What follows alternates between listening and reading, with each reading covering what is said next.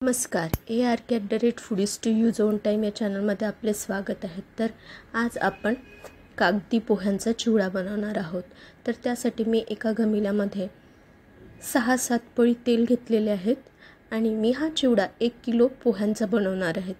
तर तेल व्यवस्थित गरम झाल्याच्या नंतर त्यात 1.5 चमच हळद आणि चवीनुसार मीठ, म्हणजेच मी इथे 1.5 चमच मीठ पण टाकलेले आहे आणि याला व्यवस्थित मिक्स करून घ्यायचं आहे। आणि त्यात आपल्याला पोहे घालायचे आहेत। पोहे घालून ते मंद आचेवर आपल्याला परतून घ्यायचे आहेत आणि हे पोहे आपले चांगले खुसखुशीत होतपर्यंत आपल्याला हे परतायचे आहेत। त्याच्यामुळे याला पाऊण तासाच्या जवळपास वेळ लागत असतो आणि हे खूप पेशन्सली सगळं करावं लागतं, कारण की हे पोहे पातळ पण असतात आणि गॅसचा फ्लेम वाढवला की हे आपल्या जळण्याची भीती असते। त्याच्यामुळे मंद आचेवरच आपल्याला हे पोहे आपल्याला परतून घ्यायचे असतात। तर चला बघूया।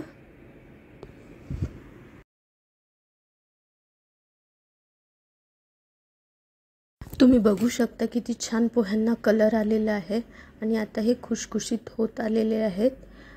आणि हो, तुम्ही माझ्या चॅनलला सबस्क्राइब केलं नसेल तर प्लीज सबस्क्राइब करा।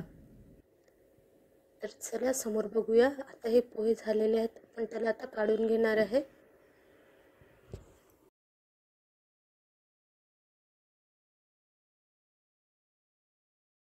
तर ते पोहे काढून घेतलेले आहेत आणि आता त्याच घमिल्यामध्ये मी 2 पळी तेल घेतलेले आहेत आणि आता मुरमुरे मी भाजून घेणार आहे, छान कुरकुरीत होतपर्यंत। कारण की आता पावसाळ्याचे दिवस असल्यामुळे आपले थोडे ओलसरपणा किंवा चांबट म्हणतो आपण त्या प्रमाणात मुरमुरे असतात आणि ते समोर चिवड्यामध्ये टाकून परत ते चांबट चिवडा होऊ नये म्हणून याला व्यवस्थित भाजून घ्यायचे आहेत आपल्याला 10 ते 15 मिनिटं आणि याला पण बाजूला काढून ठेवायचे आहेत। तर तुम्ही बघू शकता सगळं आपल्याला मंद आचेवरच करायचं आहे, जास्त गॅसचा फ्लेम करू नका, नाहीतर मुरमुरे जळून जाणार आणि आपला मुरमुरे काळपट होणार। त्याच्यामुळे हलक्या मंद आचेवरच तुम्ही हे सगळे मुरमुरे 10 ते 15 मिनिटं व्यवस्थित भाजून घ्या आणि नंतर त्याला बाजूला काढून छान गार होऊ द्या।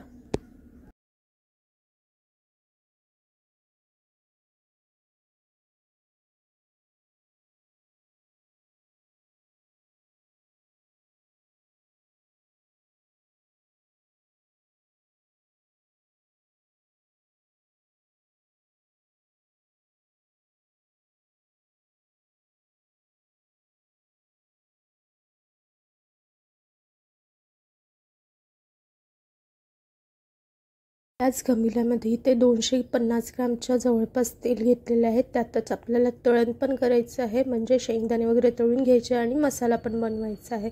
तर चला बघूया। आणि तेल व्यवस्थित गरम झालं की त्यामध्ये शेंगदाणे घालून व्यवस्थित ते लालसर होतपर्यंत त्याला तळून घ्या आणि मग ते आपल्याला बाजूला काढून ठेवायचे आहे। तुम्ही बघू शकता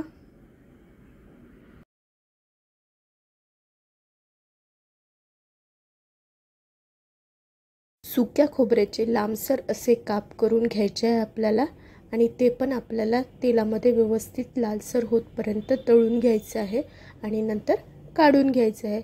तर चला बघा।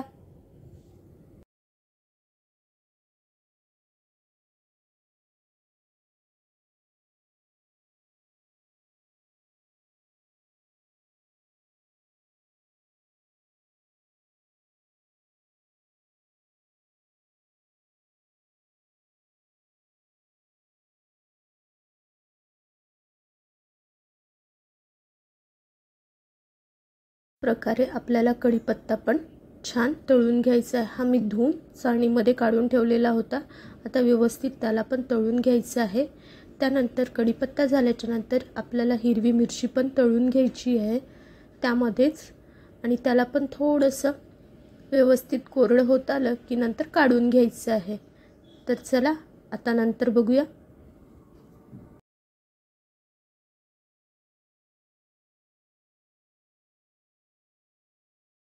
आता हे सगळं तळून झालेलं आहे, तर आपल्याला त्याच तेलामध्ये आता मसाला तयार करायचा आहे। तर त्यासाठी मी जिरं मोहरी फोडणीला देणार आहे। अगोदर तेल व्यवस्थित गरम झाल्याच्या नंतर त्यात टाकून घेणार आहे। जिरं मोहरी तडतड झाल्याच्या नंतर त्यामध्ये टाकणार आहे 2 चम्मच सौंफ आणि त्याच्यानंतर त्यामध्ये धने पण टाकून घेणार आहे। ते पण मी 2 चम्मच घेतलेले आहेत। व्यवस्थित तेलामध्ये परतून घ्यायचे आहे। त्यानंतर बघूया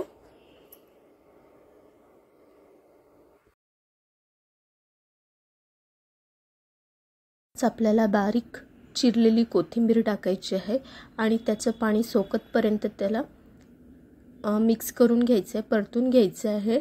आणि त्यानंतर आपल्याला त्यामध्ये डाळवा घालायचा आहे। तुम्हाला डाळवा हा मार्केटमध्ये कुठेही मिळणार आणि हा मी 250 ग्राम टाकलेला आहे। आता ते डाळवा टाकून पण व्यवस्थित मिक्स करून घ्यायचं आहे त्याला।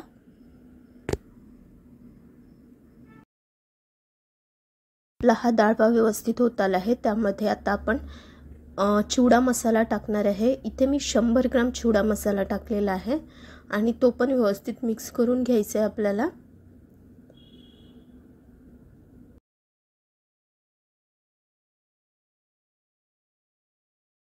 मसाला व्यवस्थित परतल्याच्या नंतर त्यात अर्धा चम्मचच्या कमी आपल्याला लिंबू सटका टाकून घ्यायचा आहे, तो पण व्यवस्थित बारीक करून। आणि त्यामध्ये 3-4 चम्मच साखर आपल्याला ती पण त्यात घालून व्यवस्थित मिक्स करायचं आहे। नंतर त्यामध्ये आपल्याला 1 चम्मच हळद घालून ते पण व्यवस्थित मिक्स करून घ्यायचं आहे। आणि नंतर आपल्याला धना पावडर 1 चम्मच त्यात घालायचं आहे आणि मिक्स करायचे आहे। तर चला बघूया समोर।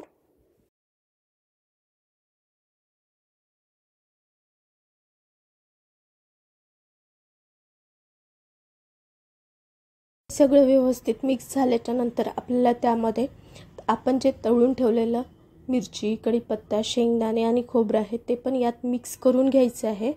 आणि व्यवस्थित मिक्स करून घेतल्याच्या नंतर त्यामध्ये आपण तळून किंवा भाजून ठेवलेले पोहे ते पण यामध्ये आपल्याला घालून घ्यायचे आहेत आणि व्यवस्थित मिक्स करून घ्यायचे आहेत। आता हे अगोदर आपल्याला व्यवस्थित मिक्स करायचे आहे। नंतर आपल्याला त्यामध्ये मीठ घालायचं आहे। मीठ हे आपल्या चवीनुसार घालायचं, म्हणजे तुम्हाला अंदाज येईलच एवढ्याला मीठ किती पाहिजे। मी इथे 3-3.5 चम्मचच्या जवळपास मीठ टाकलेले आहे। तर ते मला हाताने अंदाज कळतो, त्याच्यामुळे मी हाताने ओतून टाकलेले आहेत। तुम्ही 3.5 चम्मचच्या जवळपास इथे मीठ टाकू शकता, कारण की मी मिरची तेवढी घेतलेली होती। आता आपला सगळा मसाला तयार होऊन ओके आहे। तर आता आपण त्यामध्ये हे भाजलेले पोहे टाकून घेणार आहे आणि व्यवस्थित मिक्स करणार आहे। त्यानंतर बघूया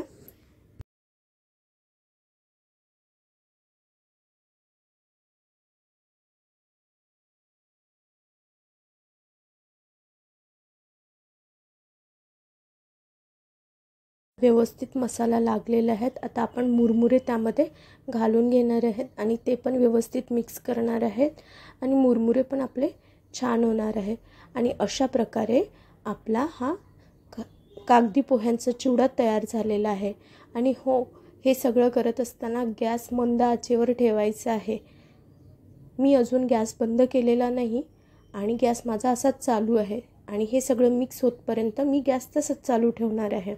त्यामुळे मंद आचेवर हा गॅस चालू ठेवायचा आहे आणि त्यामुळे आपला सगळा मसाला व्यवस्थित आपल्या मुरमुऱ्यांना आणि पोह्यांना लागतो। आणि हो, अजूनपर्यंत माझ्या चॅनलला सबस्क्राईब केले नसेल तर माझ्या चॅनलला सबस्क्राईब करा, लाईक करा, शेअर करा आणि असेच व्हिडिओ बघण्यासाठी बेल आयकॉनला क्लिक करा। धन्यवाद।